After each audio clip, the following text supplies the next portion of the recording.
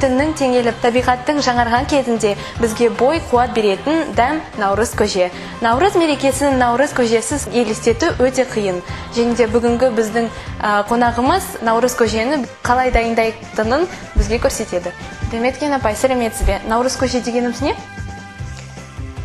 Енді наурыз көже туралы айтпас бұрын, мен наурыз мейрамы туралы айтқым келеді. 1926 жылдан бастап ұмытылған мерекеміз Қазақстан егемендігін алғаннан кейін мереке күндеріне айналған күн. Наурыздың 21-нен 22-сіне қараған түнде күн мен түн теңелетін мезгіл. Наурыз деген сөз ол парсы тілінен алған жаңа күн деген сөз. Біздің наурыз мерекесімен бірге сол ұлттық тағамымызда ұмытылып қалған еді. Ұлттық тағамымыз ретінде наурыз көжені ертеде біздің ата-әжелеріміз сол наурыз мейрамын тойлаған уақытта жақсылап тұрып жасап, үй ішіменен, көрші қолаңдарыменен бірге ішетін болған. Ол наурыз көжені жасау үшін 7 түрлі тағам керек дейді. Ол ең алдыменен қазанға тіршіліктің көзі су құйылады.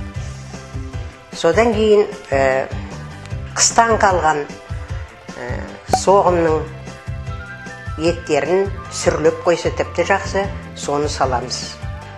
Содан кейін әр елде, әр жерде қандай дақыл егіледі, сол дақылдың түрі салынады. Мысалы, біздің бидай көп болсын деп бидай салады біздің жақта. Қызылорда жақта күріш салады. Ақтөбе жақта тары салып көжеге пісіреді. Содан кейінгі салатын, құятын мына ақ. Не сүт, не айран қосу керек. Содан кейін көже жасау үшін әрбір көжені ұнсыз жасалмайды. Ұнды суменен араластырып, содан кейін оған құйылады. Дәмді болу үшін құртты қазіргі ауылды жерлерде жасайды. Енді қалада болмаған менен ауылды жерде біздің туыстар мысалы жасап, осындай құрт жасап шығарады. Сол құртты қосылады. Содан кейін тәттірек болсын деп мейіз салады. Астың дәмін келтіретін тұз ғана деп, мына тұзды міндетті түрде тұз салуымыз керек. Міне осындай осылардың бәрін қосқаннан кейін, пісіргеннен кейін наурыз көжені үйдегі үй ішіменен немесе көрші қолаңды шақырып, сол наурыз көжені ішетін болған. Наурыз көже шынында да бір сондай күш беретін жақсы бір ұлттық тағам болып есептелінеді. Түсінікті. Ал онда бастайық. Ет саламыз. Кішкене етке не шықсын деп сүрленген жалды саламыз. Тұз саламыз содан кейін. Тұзды көп салмаймыз. Артынан дәмін көреміз, өйткені сүрленген ет тұздаған. Құртты суға мүмкін неге де езіп қоюға болады, сорпаға да. Олай еземіз. Міне жұмсартып езіп қоямыз. Содан кейін ұнды суға араластырып көжеге дайындаймыз.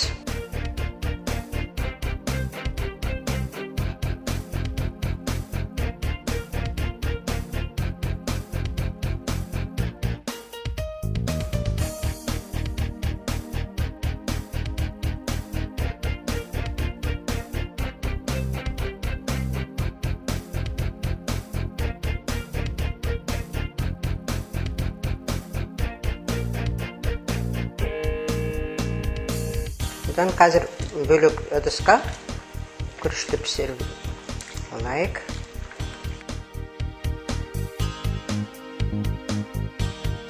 Ал енді не істейміз? Етті түсірдік.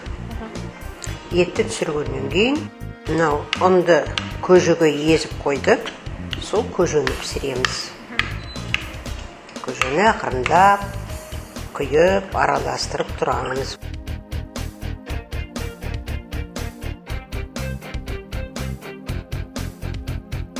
көжені бір қайнатып алып, содан кейін құртты қосамыз.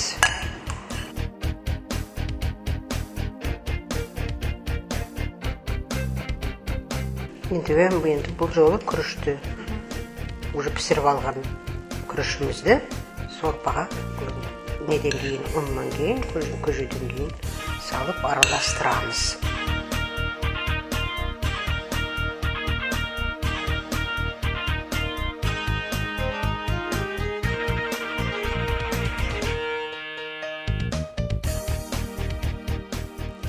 Жақсылап араластырамыз. Содан кейін құртты құямыз. Құртты тек қана бір ғана қайнатып алу керек.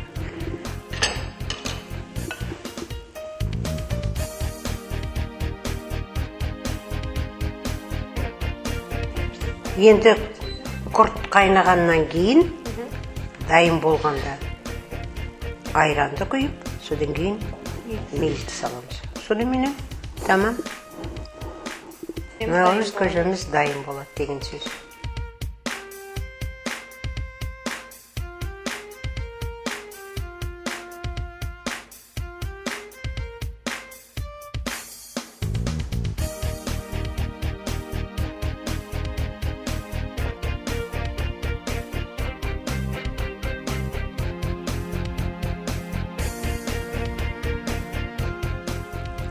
Көжеміз қайнады, құрт қайнап шықты. Енді мейіз қосамыз.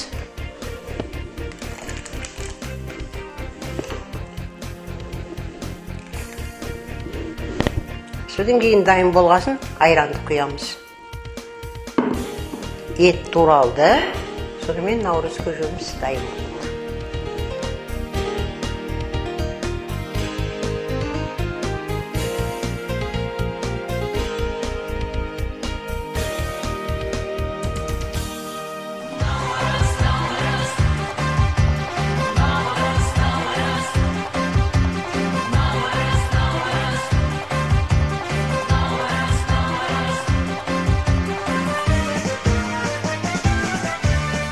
Наурыз мерекеміз құтты болсын.